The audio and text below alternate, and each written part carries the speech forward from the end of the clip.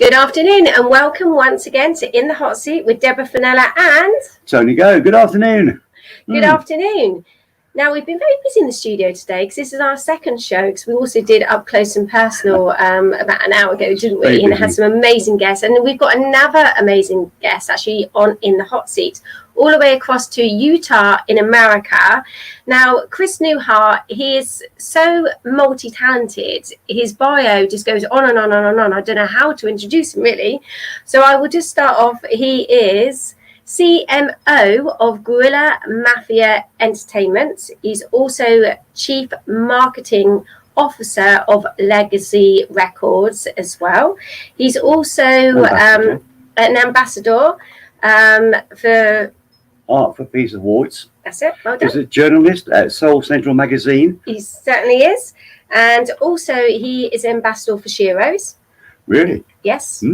And both him and his lovely wife, they work together, and she runs Iris Tea and Coffee at Bobba's. I think it's correct. Very, very busy then, aren't they? Very, very busy. And the list just goes on and on and on, because Chris, I mean, I thought I was busy, but Chris is always busy bee up to random moments. So I think we ought to take a look at him, don't you?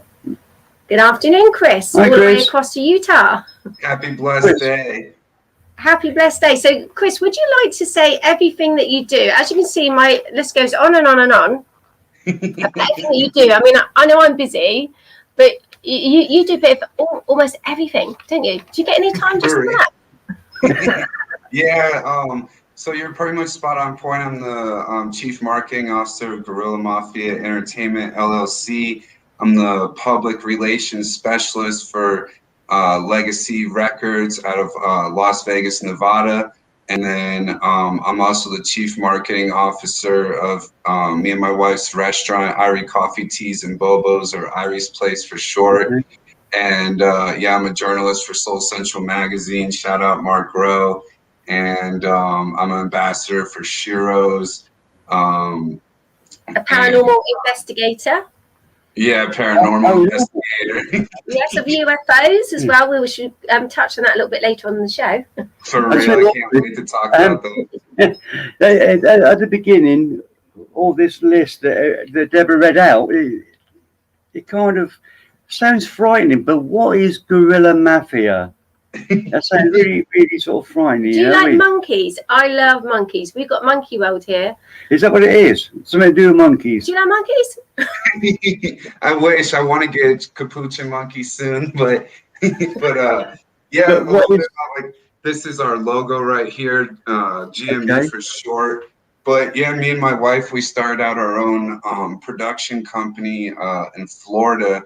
And we called it Guerrilla Mafia Entertainment because we're like, welcome to the jungle. We mainly focused on just music and artist consulting and management. We had a lot of reggaeton, rap, salsa, rock and roll. You know, there's a lot of different music in Florida. And so, you know, we started off with that, and like, you know, yeah, Guerrilla Mafia can kind of, you know, sound a little intimidating, but, you know, back where we were from, you know, it was like, you know, it meant more of like a family, a La Familia, you know, that, you know, if we all come together and we work together, we look, you know, we eat good, we look good. It's like, you know, if you have steak, Deborah's got salad, I got something to drink, and we all bring it together, we're all eating good.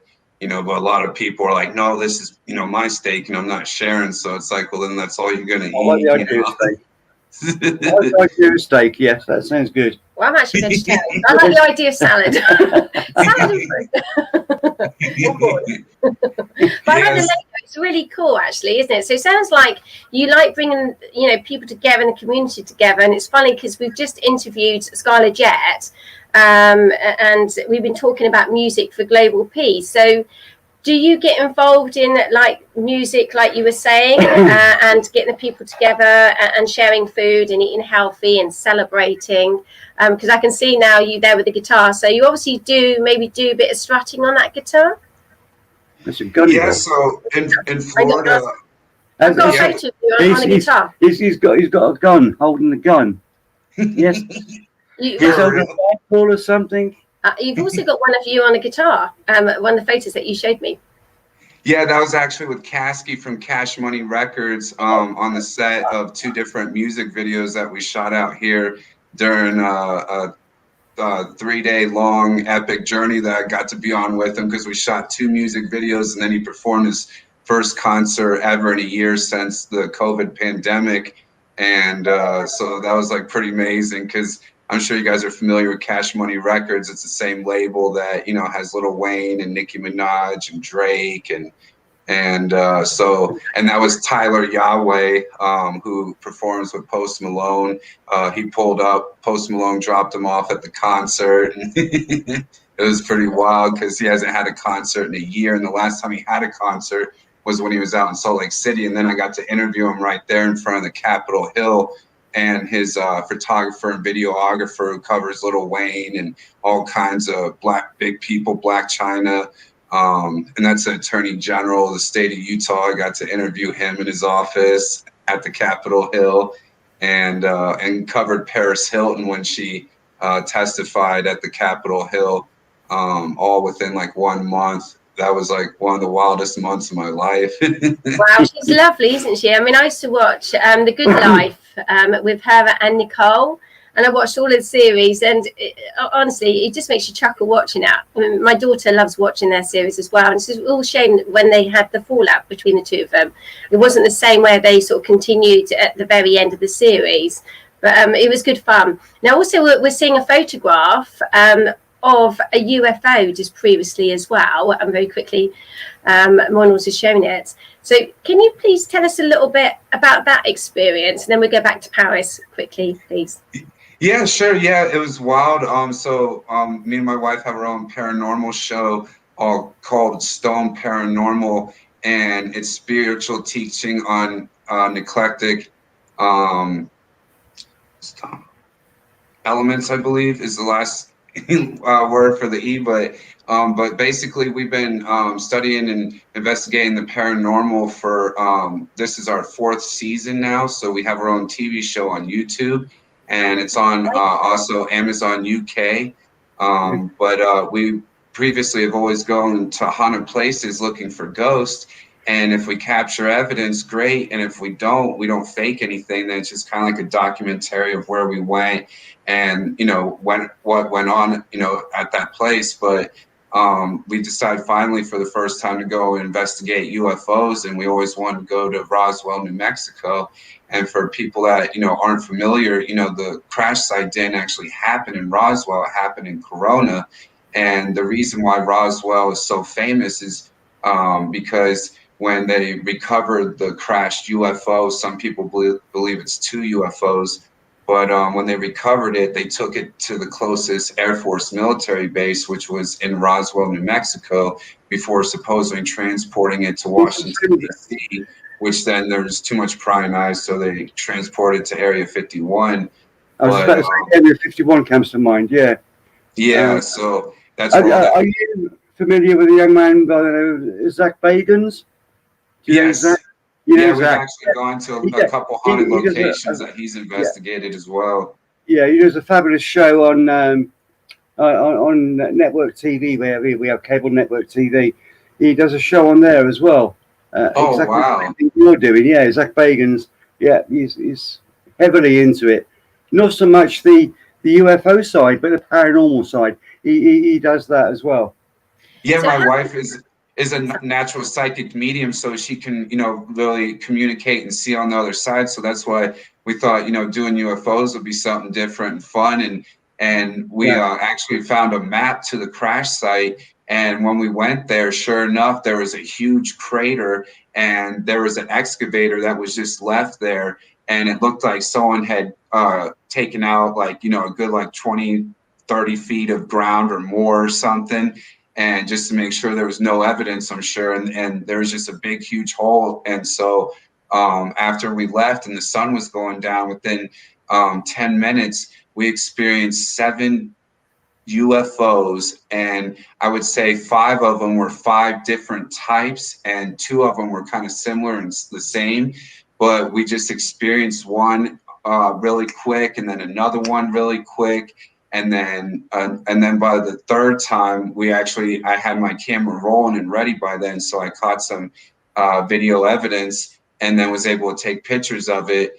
And it freaked my whole family out. My brother-in-law was a non-believer, and he was like, man, after that, I mean, they were scared if we were even going to get back, without, getting abducted or something wild happening.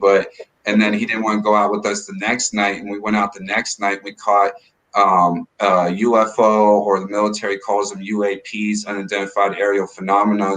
But I mean, I don't think it was human, because it was moving weird, and it would go like left, right, up, down, and take these sharp angles and stuff that like a human body, I don't think, could do at those speeds. So it was definitely something amazing and exhilarating. And I feel like we caught so much evidence. I feel like we caught more evidence in that 15 minutes of UFO hunting than we have in 3 years of ghost hunting. Not that we haven't caught evidence ghost hunting, because we've caught a lot. But I'm just saying, within 15 minutes of being in Corona, New Mexico, we caught so much evidence, and video and photographic. And I even went live on Facebook and caught video evidence live. So I don't know how you could doctor that, but so I can imagine you felt really blessed that, that they wanted to show you their vessel, the UFO, because obviously you've got the ETs, you've got the star beings as well. I mean, have you ever actually seen a star being, or, an ET yourself? I mean, I remember the movie came out many, many years ago, E.T., which opened people's eyes up actually to extraterrestrials, because they do walk amongst us, don't they, on the Earth? And a lot more people are waking up now, aren't they? That there are other beings that are walking amongst us, included with the ET and the actual star beings, as well as the mothership as well. So people are actually waking up now to the alien activity upon the Earth, aren't they? So you obviously very much into it. Did your fascination start as a child? Yeah, it started as a child, and I've never personally seen an extraterrestrial, but I have seen what I believe is a UFO that wasn't man-made. I feel like I've seen a UFO 5 times now. The first 3 times were in Florida, and every time I was with someone. The first time I was a child, and I was with my friend, and we saw this UFO, and it was just kind of moving around, and then it just went from 0 to infinity and was just gone. And I was like, "Did you see that?" And he was like, "Yeah, I did." And I was like, "Okay." And then my uncle works for NASA, so we used to watch a space shuttle go up all the time, and he would bring me all kinds of cool autograph stuff from astronauts and patches and stuff like that. And one time when the space shuttle was going off, it left this trail, and I saw this UFO, and it was just like going crazy around the trail of the space shuttle. And I'm like, if I'm seeing this, I know other people are seeing this. And then a third time was at a music festival in Florida, and there was a whole bunch of other people, and we saw it, and it was by a military base. And then we saw 2 black helicopters following it. And then in Utah, I saw what I thought was several UFOs flying by, and I was with a friend. We were working together, and we just cleaned an account because I had my own cleaning company at that time.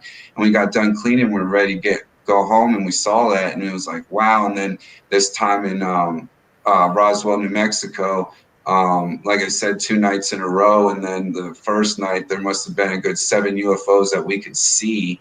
And yeah, it kind of felt like they obviously knew we were there. I mean, the headlights were on. Yes. Our family was kind of getting loud, but it did feel like they, were putting on a show. And at first it was so quick that we didn't have time to catch it. But like, they were doing it so much that it's like, they gave us a chance to get it. And then the second night, I felt like it was putting on a show for us, because this footage that I sent you is a really good one that someone reviews it. Like, it's just moving so weird. That's not a plane. It's not a satellite.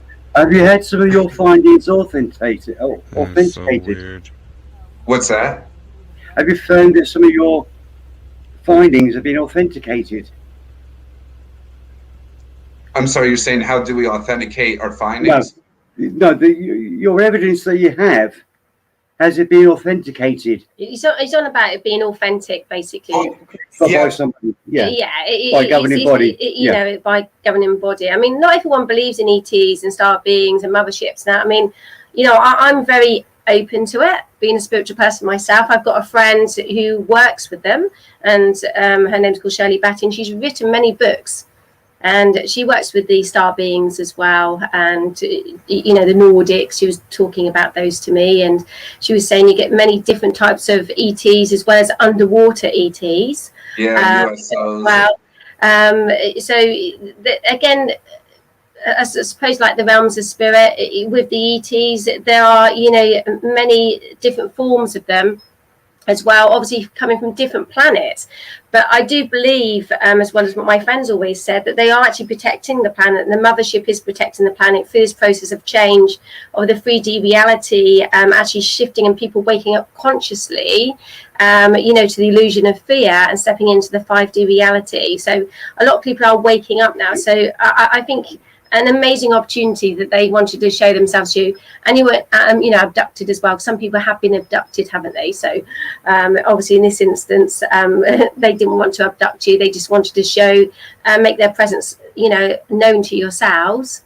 And also obviously the amazing work that they're doing, trying to bring peace to this earth and healing. Because, you know, when people immediately think ETs and star beings and Nordics, they feel that fear of dread and think that they're evil and really bad, but they're actually doing a lot of good. And a lot of what's channeled through, you know, with technology actually comes from the star beings, the Nordics and the ETs, you know, and that's what we're working with now with everything that we're going through with technology in the world, aren't we, Tony? Well, yeah. Which makes sense. So it's really exciting that you've had that opportunity as well. Now, I'd like to go back, because obviously we did cross, you know, go on about Paris Hilton. So please tell our viewers how this opportunity actually, you know, arose for you to actually meet Paris and actually support her as well. Because she does amazing work, doesn't she? And you know, she's such a lovely lady, and I love her perfume and her brand. And she's got some gorgeous little doggies in their homes, because I've, you know, seen quite a lot of her series in that as well. She's a lovely lady. Yeah, I mean, it's so amazing, you know, how hard she really works. You know, a lot of people are misinformed and just think, you know, she's just some kind of, you know, ditzy rich girl that's, you know, just got famous off of partying. But it's like, no, she works really hard. And I think she encompasses a total of like 14 or 19 different brands. She's a DJ and runs a resort in the Philippines. Like you said, she had her own TV series for a while, her own perfume line, you know, and then come to find out, you know, I didn't even know she was going to be there. You know, it was funny because I just made a post on Facebook, and I feel like social media, you know, a lot of times it's looked at as can kind of be like a weapon, or but I like to look at it. It is what it is. It's good and evil what you use it for. So I tried to cover a lot of positive things and push out a lot of positive energy. So I feel like what I put out into the universe, it'll bring back to me. You know, and a lot of times I like to say, how can I better serve you? How can I better serve you? How can I better serve you? So then in return, the universe is like, well, how can I better serve you? How can I better serve you? How can I better serve you? And I want to do something more with my life than just have a company and made a lot of money.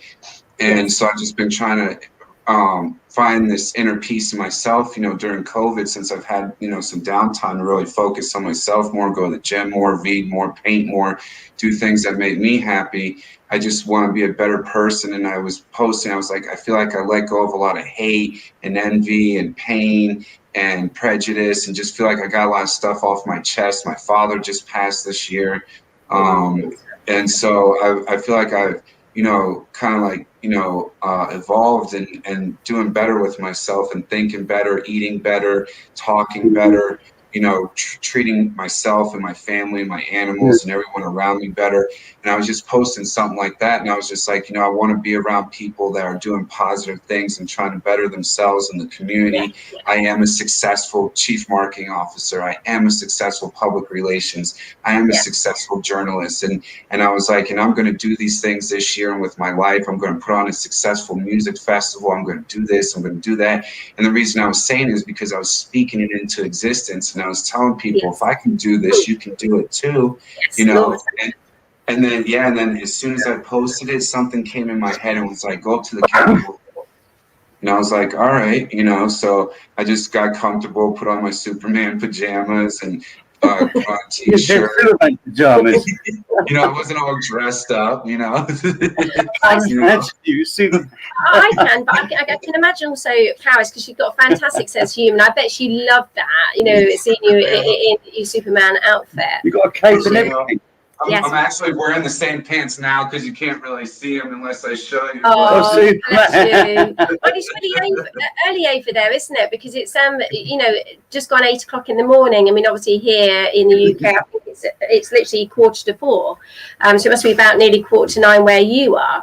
So we're really blessed you got up extra early to talk to us. But you do like dressing up, don't you? Because you also co-host at Comic-Con. I know Tony and I have interviewed you many times. Yeah. And seeing you in many different character costumes. I'm sure Moinul might show some of the Andy's lovely wife, some of the photos from Comic-Con that I've sent as well. But you do like to dress up, don't you? You always, what I love about you is you're such a passionate person.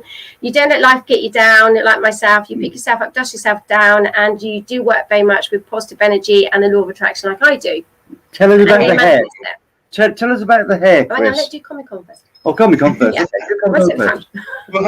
But to finish up, I was just dressed up like this, and I just showed up at the Capitol Hill, and I just saw all these like international photographers with their scopes and stuff, and I'm just like, man, somebody really important's here. What's going on? And next thing I know, Paris Hilton came out of the Capitol Hill. And it was funny because their security detail, once she was in the vehicle and they took off, they were going fast. And it was funny because she came right by me, and she's probably like, "Who's this guy in the street wearing Superman pajamas?" You know? And and then I went and I found out, and she was in the Capitol Hill testifying against a school that she had received abuse from out here in Utah in Provo County, and she'd actually received abuse from several other schools. And so she was testifying against that, and actually got a law changed. I forget the exact bill number now, but she actually got a law instituted in the state of Utah, you know, to Utah to protect children more from this happening. And then she got to take it to the Supreme Court, and unanimously passed as well there too.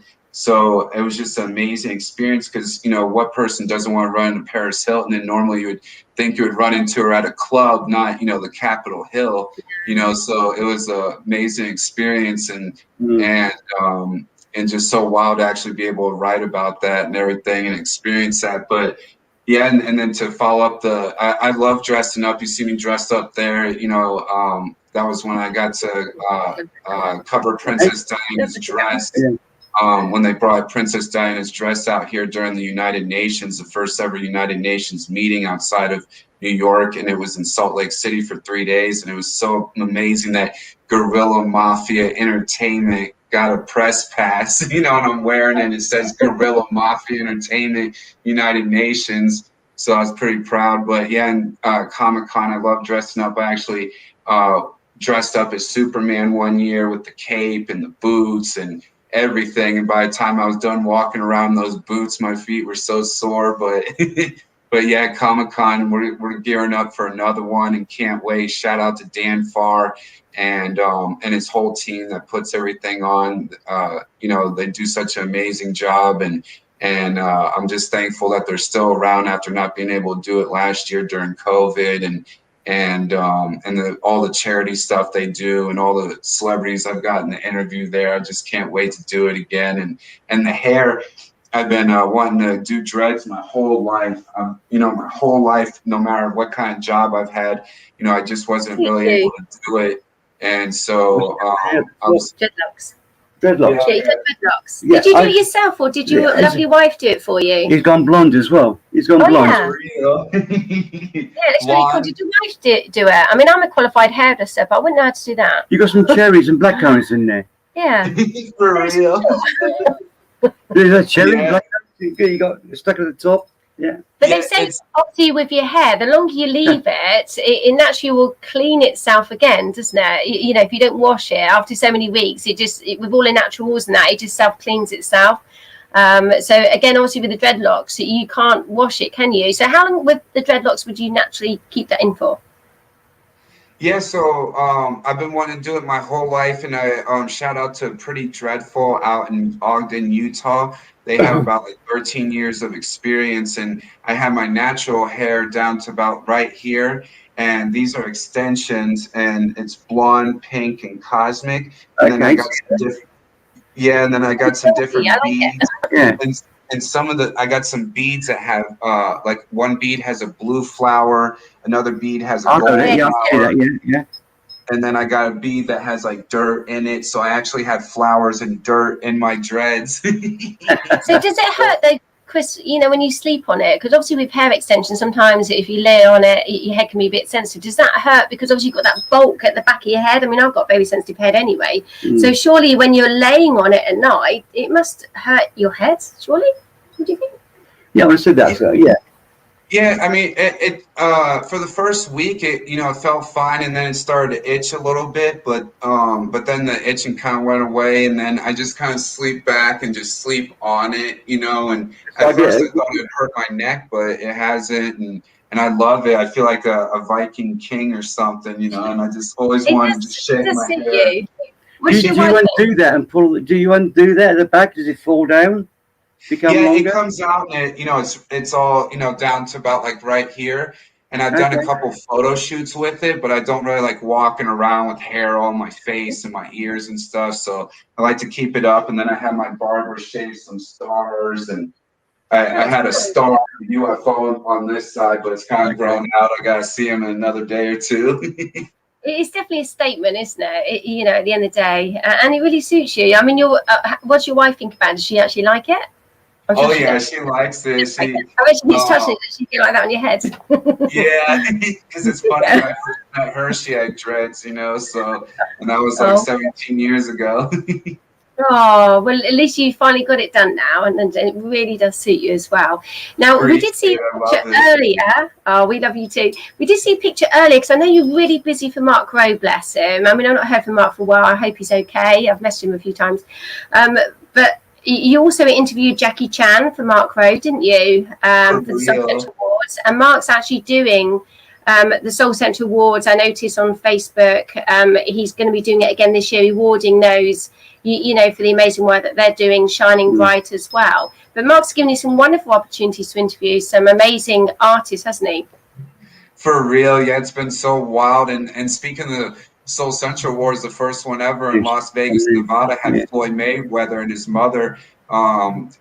His mother got an award, and they both showed up to receive it. And it's so wild because he just had, one of the biggest fights on, on pay-per-view with Paul Logan and everything. And it's like, oh man, I can't wait for the next Soul Central Awards. I can't wait to find out where it's going to be and when, if it's going to be in Las Vegas again or somewhere else. But I'm really excited. And there, me and my wife got to interview Snoop Dogg's manager. Shout out to Big Percy. And it was cool. We got to talk about Rest in Peace Nipsey Hussle and just a whole bunch of different things. But yeah, I can't wait for the next Soul Central Magazine Awards. And yeah, there's me and Jackie Chan. I got to interview him at the Leonardo and cover him at the Capitol Hill and Sundance, and that was such an amazing opportunity. And then I'm like, how am I ever going to top Jackie Chan? And then 2 days later, I ran into Aquaman, Jason Momoa of Justice League. So, and then just kept going on and just had an amazing journey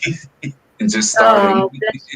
Again, it's all about fate, isn't it? And as I say, Mark Rowe, he does a lot of good work. He also raises a lot of money for charities in Africa and for the orphan children.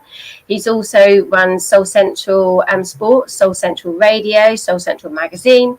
I mean, Mark is very, very busy himself, isn't he? And he sort of hides behind the scenes, but does amazing work, shining bright. And it's a wonderful opportunity for you to be able to support Mark and the amazing work that he continues to do. To help everybody really, and also to reward those for shining bright in this world that haven't necessarily been recognised as well. So I'd like to move on also. I do notice that you're actually ambassador of Is it the Arts Peace Awards? Is that correct? That's correct. So how did that come about? And please tell our viewers a little bit about it, Chris. Yeah, so that was pretty interesting because I got to cover the first ever international peace tree planting with Iron Mooney, and I was with the Attorney General and Celeste Gleave of Shiro's, and through that I became more involved with her works, and I forget, it was one of her constituents.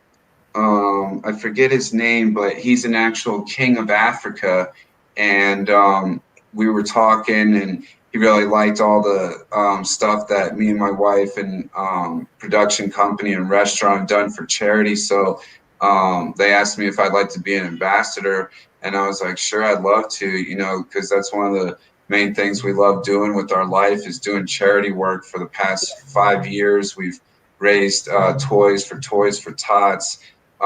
We have our own showcase that we have it called Showcase Your Cosplay, and it's a play on words because, like at Comic-Con, people when they dress up as Superman or Wonder Woman, it's called cosplay, COSPLAY. So we changed it to CAUSEPLAY, cosplay, because there's actual cosplayers out here that are CEOs of charities, and they dress up as Superman or Wonder Woman and go and feed the homeless, or go to retirement homes and hang out with people that their families don't come out with them during holidays, and or raise clothes for the homeless or school supplies for children. So, you know, we try and do different events, and we're getting ready to do one at our restaurant now with the it's kind of still in the works and kind of preliminary, but, you know, tentatively we're going to be doing an event with the Time Machine of Utah, which is a DeLorean from Back to the Future. And yeah, and have people come and take pictures in the DeLorean, and they can donate the we're going to donate all the money to tentatively it looks like the Ronald McDonald House. So we're getting ready to do some pretty cool stuff this summer with that, and Showcase Your Cosplays, also Showcase Your Cosplay and Car Play, because we've had like a Batmobile and a motorcycle from Ghost Rider, and just all different kinds of people that dress up and have vehicles that are just trying to help raise awareness and money and food and clothes and school supplies. So that's how it became a part of the being an ambassador for the Peace Awards. So yeah, you know, we're all about, you know, positivity. One of the things we've done is anti-bullying campaign, where we go and we interview celebrities at Comic-Con and FanX. It used to be called Comic-Con, it's now called FanX out here in Salt Lake City, Utah. And we interview celebrities at FearCon and all different events, and just kind of ask them to give us a anti-bullying message, a nice, you know, little personal message. So over the past couple of years, I think we've got like 30 or 40 celebrities. So that's one of them right there. The mother from Supernatural, Amy Gumemic. Those were both two mothers from the hit TV show Supernatural, which just went off the air. That was the young mother, and then the older mother. And then yeah, shout out, there's the chief marketing officer of FanX, and then that's the producer and CEO, Dan Farr. Shout out to him. I love him so much. Yeah, there's Aquaman. Yeah, I love that. It's cool. Yeah, Alex Boyer. I'm sure some of your viewers are familiar with him. He's a big singer out of London, and has like over 100 million views on some of his music. But yeah, you know, at the end of the day, that's what I love, you know, is doing charity stuff, because in that way, when I go to bed, whether you believe in God and goddess or karma, or you don't believe in any of it at all, you know, it's always good to give back and have that feeling, and not to do it to expect anything back. I don't expect anything back. I just do it for the fun of it, you know, just to see the light and joy in people's eyes and face, you know. And recently, shout out to Lance a Million and all his friends. We just did a shop with a rapper during Christmas, during COVID, And that was one of the most beautiful things I got to be a part of. We got a bunch of rappers together, and we went shopping for children, and whatever they wanted, you know, the rappers that sponsored the child just went and got them pretty much everything. Oh. And during COVID, like, that was a big Christmas last year that a lot of people like, what Christmas? There was no Christmas for a lot of people because they were out of job. Yeah. You know, so to go, I forget exactly how many children. I think we had about 5 or 6 children for our first event. And shout out to John Apsey and Bill Scheifer. They were, John Apsey is the Utah Jazz Bear of 25 years. And his friend is a gold Olympian medalist. I believe he won the gold medal or silver medal. And they came and supported and on Fox News with Big Buddha, and shout out to everyone that was a part of that, because it was just such a beautiful experience, and so grateful for everyone to, you know, be able to do something for children during the holidays. Yes, and like I say, it's always good, I think, Chris, to, you know, count your blessings, because quite often people moan and groan about their lives and what's going awry or wrong in their lives, but they forget to count their blessings and, you know, be grateful for each day they wake up. And everything that they've got in their life at present. You know, I mean, I'm a very humble person, and I'm always truly grateful, and I dedicate my life to help others anyway. But I'm always grateful for every single day, for everything that's in my life, for those that are in my life as well. And I try my best to help those, you know, in need, and to help them believe themselves and to shine bright. And you do exactly the same. You know, you're so positive and you never give up, like myself. And you are one determined Earth angel, I think, personally, same as your beautiful wife as well, and you do amazing work shining bright. She keeps me grounded anyway. When I'm doing a show and I get a little bit funny, she keeps me grounded. She calms me down. She keeps me grounded. Down. Today we had a lot of technical problems today, and she kind of stressed. I was getting a bit stressed out, and she didn't like my flower trees, and then she did like my flower trees, and I just got stressed, and she calmed me right down. I'm good now. He was getting more stressed, not necessarily about these beautiful trees, by the way. They're lovely little trees. They are. I like sabres. Yeah. See? There we go. Look. Yeah, these are sabres. It wasn't when he stressed about these. He was actually stressed the fact that Zoom was playing up. So, bless Skylar. Thank you so much, Skylar, for being so patient with us, bless him, and Yolanda, and also Greg Coffee Brown, who we interviewed as well. And they were amazing, weren't they? But we did get them in the end. Actually, I got these trees because I thought we were just building our studio for up close and personal and in the hot seat. And I thought I'd make it look nice and pretty, you know, and I've got these. We have a company, a shop called The Range, which is a kind of a cheap Aladdin's Cave. Aladdin's Cave, absolutely anything. And I thought I thought they looked nice beside each of us. I think they're very, very pretty, but where our studio space is very small and minimal, you can't see much of them. You can't see much of them. But as you know, we grow and our studio gets slightly bigger and bigger and bigger, we'll have a lot more room, so we can have more things, Mr. The thing is, though, what we need to do is make our cameraman go further and further away, and then he gets wider shot. I think. But we haven't got the room to go further and further away, so he's on top of us as well, you know. But it's coming. You know, everyone has to start somewhere, and it's always good to start at the bottom and then you work your way up. But if the pressure you keep going, you never give up, because you never know what's in the corner. I'm just trying to think what else. Do you? What else we've got on your bio here? Yeah. I'd like to also cover Sheroes, because we are going to be interviewing Celeste Gleave. I think it's in July, talking about the Woman campaign, and that was when we first actually interviewed you, Chris, wasn't it? With is it Chief Commander Celeste Gleave, isn't it?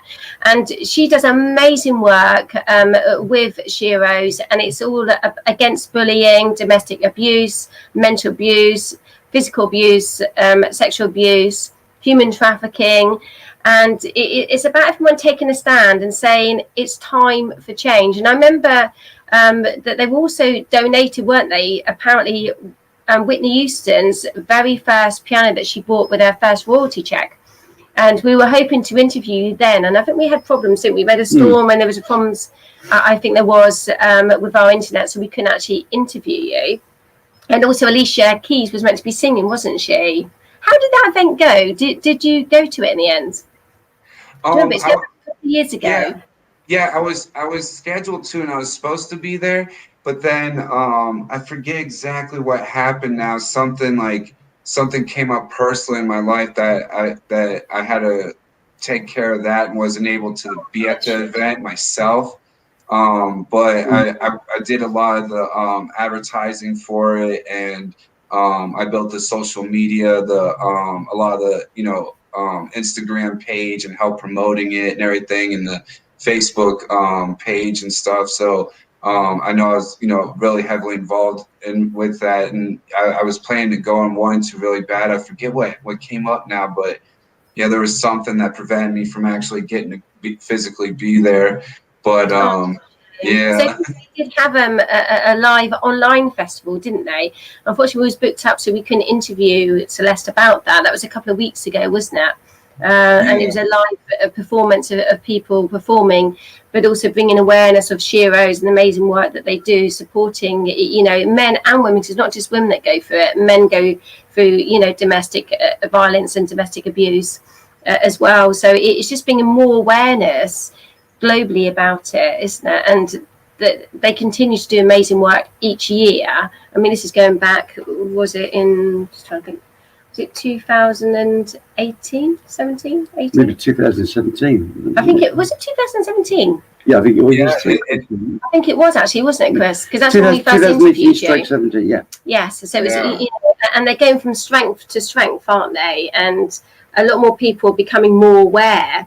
So I did say to Celeste, I think it's about time we interviewed you again and done like a follow-up to see, what happened since then to the present moment, and share with the world and how other people can get involved with Sheroes and also get support as well. So obviously you're still an ambassador supporting and bringing awareness in between everything else that you do, because I know you're so busy.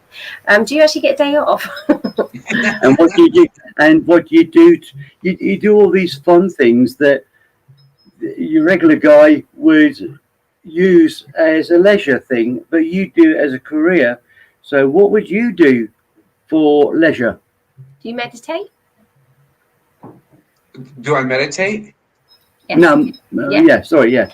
Oh, yeah. Recently I just finally got into yoga and been wanting to do that my whole life. And it's, and I've been getting back into the gym and I love it because it's been helping me be a lot more focused. And I really don't usually have a day off, because I really don't give myself a day off a lot of times, because I just like to stay busy. I don't really sleep a lot. So I just, like to always, do something. Thankfully through COVID, I've been, blessed to stay busy and not too, not busy, but yeah, it's definitely, what was that question about the ledger?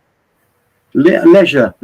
I said, if you give yourself some free time, the kind of work you do, us guys here in England would consider those things that you do as a career leisurely stuff for us. So what would you do for leisure?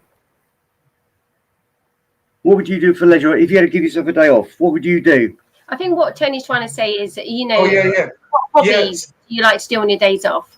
Yeah, so when I do have some time off, like recently, I finally took like a week off, but still kind of, worked on my workcation. But we went to New Mexico to investigate the UFOs. But besides going investigating, I like to go investigate, because even though it's kind of work, it's still not work. But like when I'm purely not working, like I like to sit around and like watch some of my favorite TV shows, because I really don't have time for TV. And when I do, I try to have it be something educational, like Ancient Aliens or Shark Tank or something like that. But then I like one of my favorite shows is Smallville with Tom Welling, and about how Clark Kent became Superman. And so and I just and then I like to play video games. I like Call of Duty and shooting zombies and stuff like that.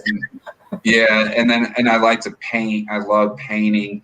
I feel like it's just a great stress reliever, and there's just no right or wrong way to do it, and no loser, no winner, as long as you're happy and enjoy it. you know, that's what it's all about. And I love photography and videography. So like I mentioned before, I, you know, like to go to the Capitol Hill and just take different pictures of it depending on the day and night and scenery and weather and snow and no snow. But yeah, and so yeah, when I do take some time out for myself, which I've been trying to do more and be more, because I've before a lot of times I like to work, you know, and just work a lot. But I've noticed that for my mental health, I do need to, you know, take more time for myself and Yes. rest and do things that bring me joy, you know. And I've been taking more care of myself, I think, this year out of any year in a long time, and I definitely feel the improvement, see the improvement, and I kind of reference it to going to the gym. I tell people, you know, find something that you love to do for a career so that you can plug away at it. And because a lot of people work for someone else for 8 hours a day and then come home and watch TV, eat something, go to bed. But if you want to be an entrepreneur and do your own thing, you got to come home and work for yourself for an hour or two, and then 3 or 4. And instead of doing overtime at your job, do overtime for you. And then within a couple of years, you can fire your boss and do what you love full time. You know, and it's just like working out at the gym. If you only go to the gym 1 day or 2 days a week, I mean, it's better than nothing, but you're not going to see that result. But if you go to the gym a good 5 days a week, within a month or two, you're going to see the result. You're going to feel the result. And same thing in business or art or anything you apply yourself to, that, you know, the more time and energy you put into it, the more you're going to get out of it and feel the difference. So, yeah. So, yeah, like you know, shout out to mental health. It's like they say, the best investment is in yourself, in the sense of never giving up on your dreams. But again, nothing's handed on a plate. And, you know, if you want your dream to come true, you've got to put the time, the effort and the energy into it. You know, I fully understand that, because I never switch off. My husband's always telling me off, and I'm always busy and doing many different projects. And, you know, again, success doesn't happen just overnight. You know, it's a slow process, but the more time and the effort and the energy you're willing to put into it, eventually you will reap those rewards, and the universe will also reward you karmically because of all of the time and the energy and the effort that you put into it, which is so true. But it's really important that everyone believes in themselves, because there's so many people around that just want to knock you down or knock your confidence or to, you know, judge you. But at the end of the day, your primary relationship's with you first, regardless of how everyone else sees you. And it's just looking in that mirror and learning to love you and know, you know, that you are a good person. And if you set your mind to it, you can achieve anything. Doesn't matter how big or how small, but just taking those baby steps, they get bigger and bigger and bigger and bigger. And eventually you'll be pleasantly surprised, won't you, Tony, of what you can achieve. You know, and it's really important you don't allow those that are negative to try and knock your confidence and pull you down to their level. You know, shine bright, rise above any negativity or judgments, and encourage others to be kind and, you know, to help one another and support one another, because kindness is a way forwards, isn't it? It is indeed. For real. That was beautifully said.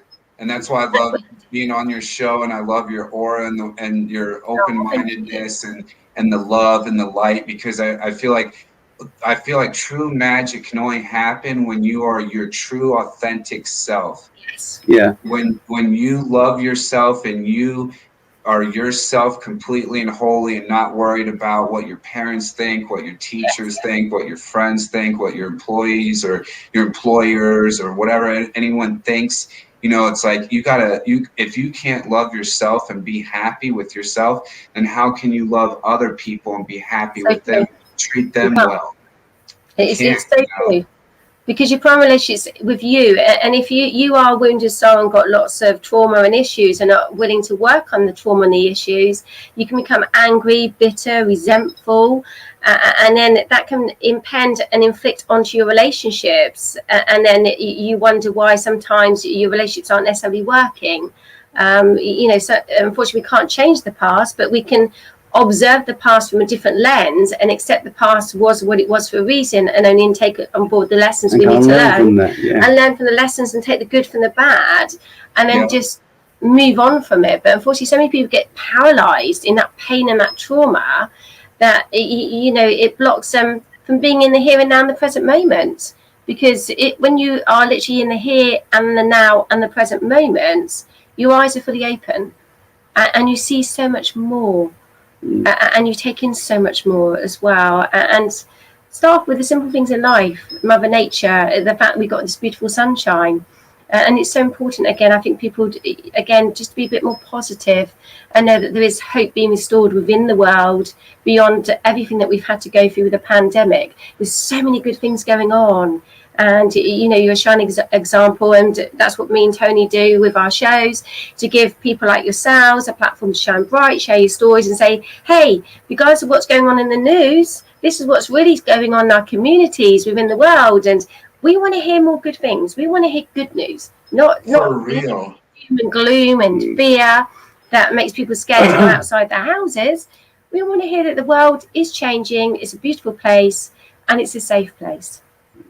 Exactly, for real. And I appreciate you guys and what you do, and all the great works that you guys do and cover, and all the positivity that you push out, because everyone needs it now more than ever. And I think it's funny because the algorithms are even showing it, that people don't want to seek drama and all this negativity and those kind of TV shows anymore. People want to see positive, beautiful, inspirational things, especially now more than ever. You know what I'm saying?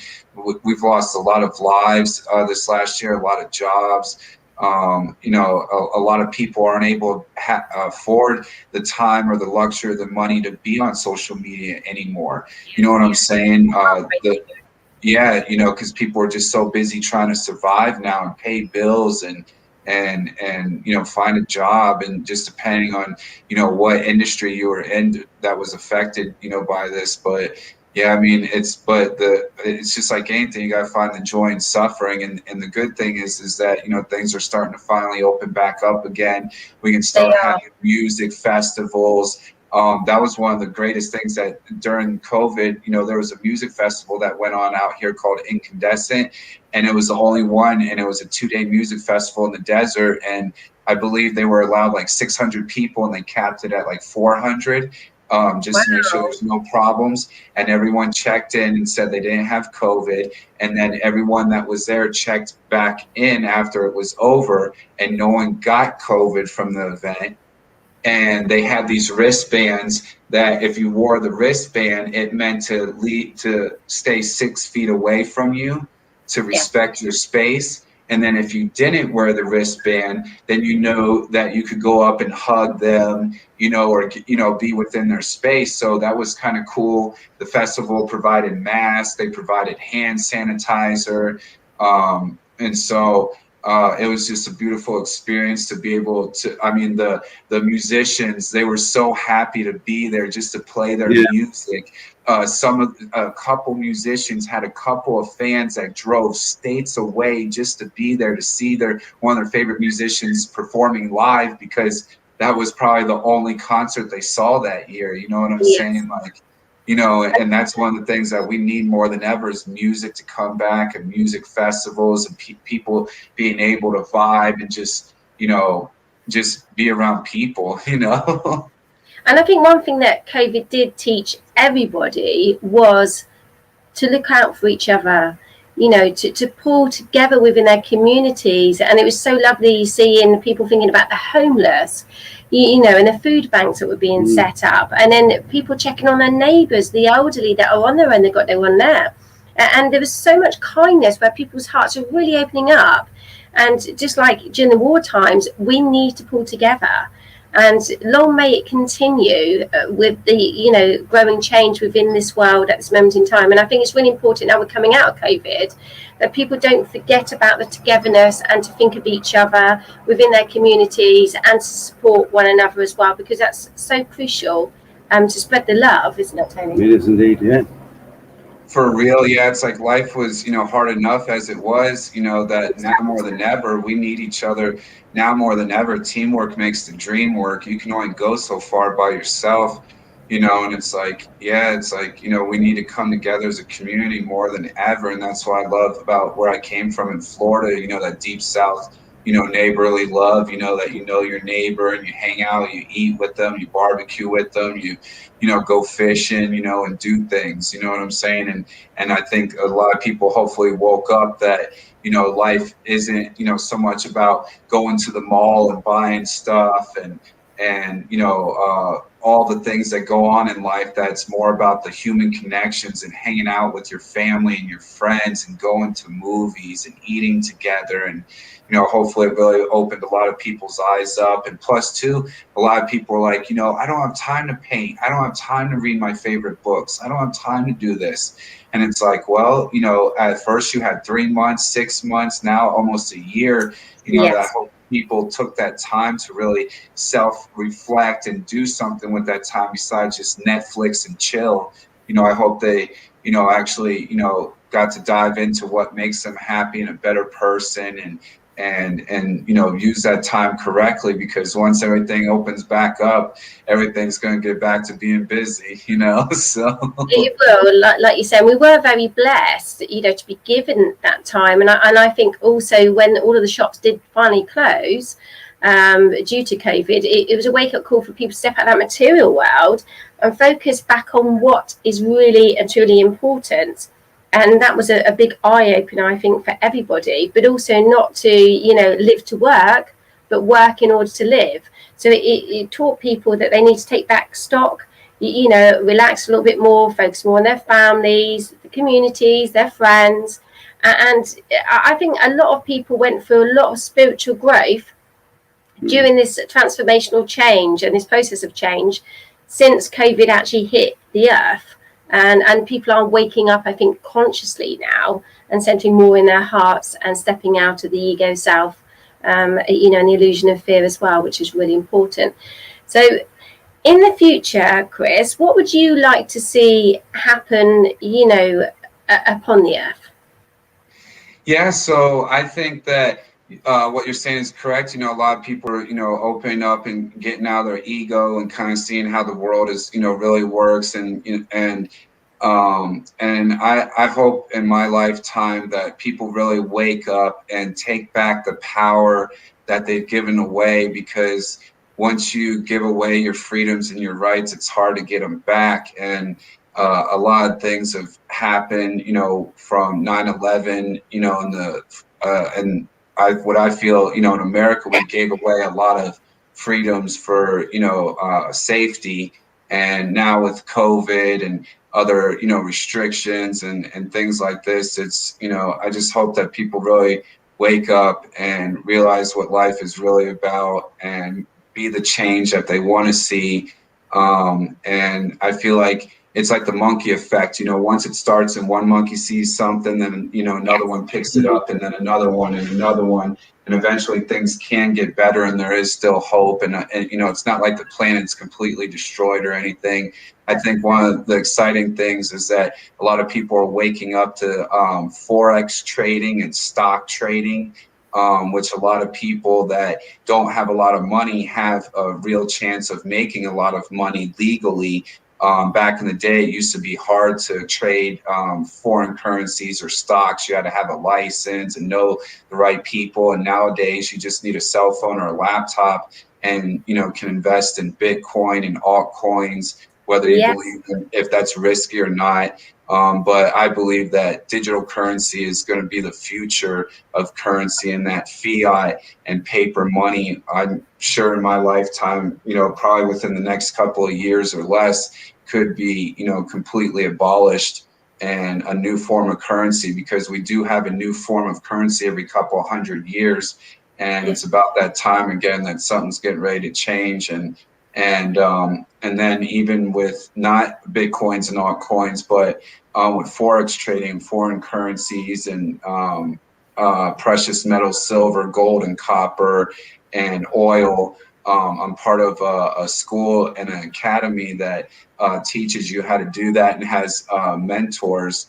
And so I'm always doing free classes at my restaurant. So if anyone would like to learn more, but it's a pretty interesting day and time to be doing trading and investing in Bitcoin and currencies. And plus also, for people who aren't familiar, I've recently been appointed as a public relations of a record label out of Las Vegas, Nevada.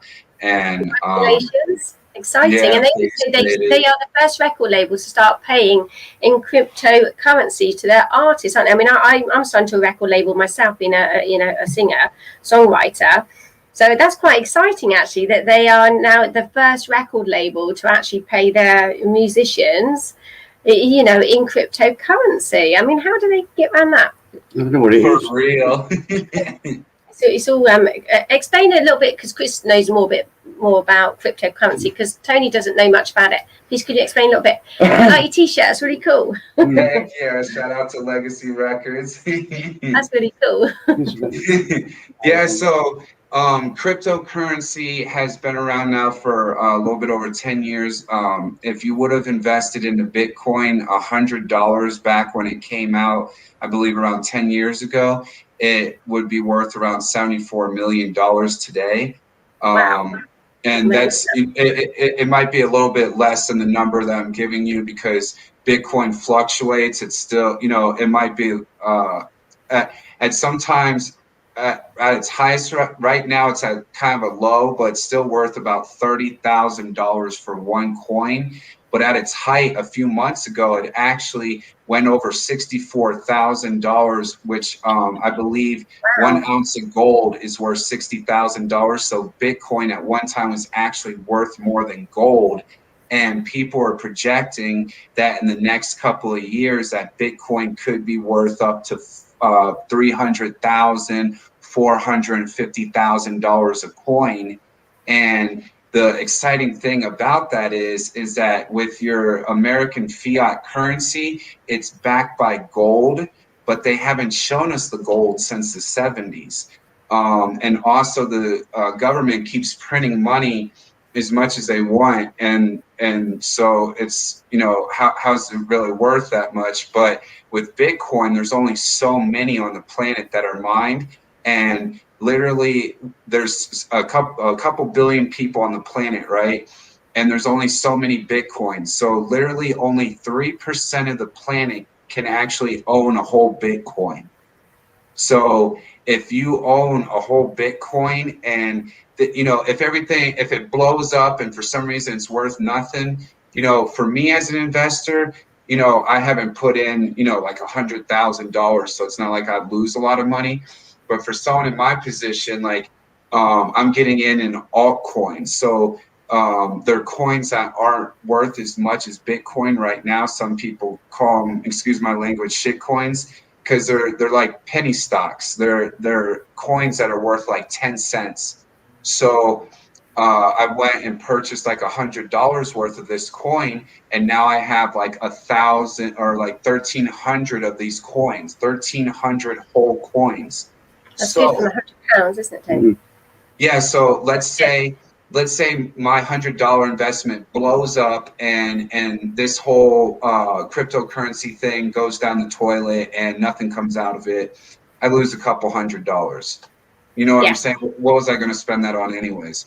But if this pops off, I feel like that Bitcoin has taken 10 years to kind of prove itself, and now it's proven itself. And a lot of people are like, oh, major institutions and banks and governments aren't going to accept it. Well, I got a credit card right now that has my Coinbase linked up to a MasterCard that I can spend my Bitcoin, my Dogecoin, my Ethereum, whatever, at a gas station, at the movie theater. So this is real, you know what I'm saying? And governments are starting to adapt to it. Ethereum token is worth more than the Bank of America.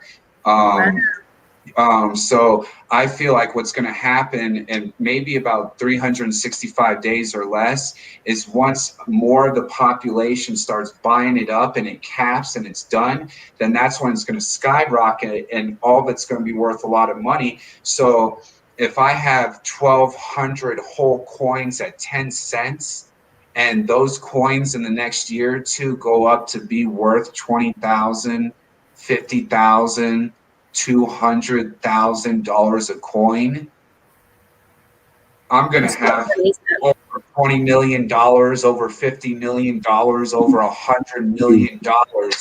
And just think how many people, Chris, you can help with that money. I mean, I do think that obviously this new currency is going to be taking over the old banking system. And I do think things are definitely changing as we go into the 5D reality consciously on the planet. Because you've only got the 23rd of September 2022 for the 3D illusionary world to completely dissipate. And I do think this is obviously going to take place of the old banking system, because it seems to be more and more out there, and a lot more people seem to be investing in it. But it was originally started by two friends, wasn't it? Two guys actually set up the Bitcoin going back, quite a few years ago, and it's become very popular now. So I think the more it gets out there and people realize that, it is becoming more and more popular and that they can trust it, and that there is hope that they can actually make some money, I think more people will then start investing in it as well. So watch your space in the future, I think, Tony, don't you? There we go, yeah. Unfortunately, I feel like it's kind of like getting in on Google stocks or Amazon stocks when they were penny stocks, and it's like, this is your chance now to get in on a money train. Great, amazing opportunity, because I feel like that you can go download Coinbase and buy coins as little as $1 at a time, $20, $100, whatever you want to do. So every extra dollar I have, I invest this year. Anything that's not taken out of my bill money and my food money and my gas money, I'm putting it into Bitcoin, to Filecoin, to Anchor, to Cardanos, all these different coins. And I feel like a rich person. I got a portfolio, you know what I'm saying? And that's the thing, is you want your money to make money while you're sleeping. If you got to go to work to make your money, you're only going to get so far. But that's how rich people get rich, is they, instead of buying Nike shoes and Gucci bags and Starbucks coffee, they buy stock in Nike, stock in Gucci, stock in Starbucks. Wait a few years, get all that money, and now you could buy all the shoes and all the bags and all the coffee you want. Which makes sense, doesn't that?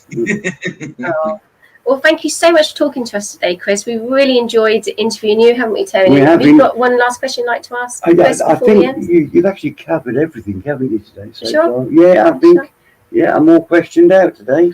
Well, good luck with all of the amazing things that you do, Chris, and we will look forward to interviewing you maybe in the autumn to see what you've been up to again.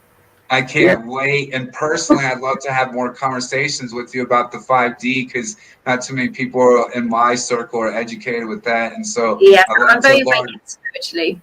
Yeah, I'd love to learn more of your perspective, because I'm excited for our future, and I just feel like things are just vibrating so much higher and better. And as bad as the media puts out everything and the fear frequency, I feel like there is a spiritual revolution and something going on in the universe that's very positive, and that's why I think governments around the world don't want us to really have our own power and know what's going on, so they push out this fear thing, kind of control their things easier. But once people really wake up to the power within them and how powerful they really are, and anything you put your mind to, you can accomplish. So I'm excited for the future for us.